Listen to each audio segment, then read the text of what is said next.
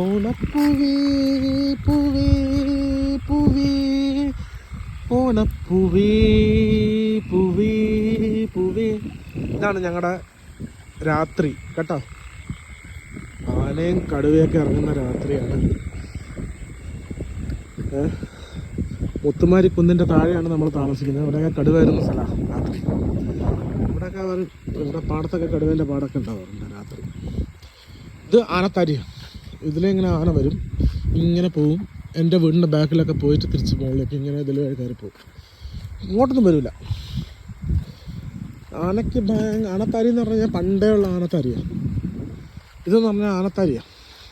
ഇവിടെ നിങ്ങൾ ആന നടന്നു വരും രാത്രി, ഇങ്ങനെ പോവും. ചിലപ്പോൾ ഇപ്പം ഉണ്ടാവും, നോക്കട്ടെ, പറയാനൊന്നും പറ്റില്ല. ഇതിങ്ങനെ വരും. അതിലേ ഇങ്ങനെ വന്നിട്ട് ഇങ്ങനെ പോയിട്ട് ഇതിൽ താഴെ ഇറങ്ങി പോയിട്ട് തിരിച്ച് ഇങ്ങനെ ഇതിലേ വന്നിട്ട് ഇങ്ങനെ പോകും.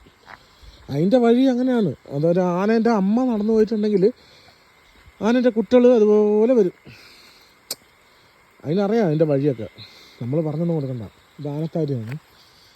പിന്നെ കടുവ വന്ന് ഇതൊക്കെയാണ് ഇവിടുത്തെ സ്ഥിതികൾ.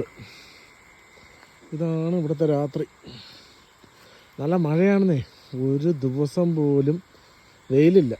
ഒരു 8 മാസമായി വെയിൽ കണ്ടിട്ട്. എല്ലാവർക്കും മടുത്ത് വിടാം.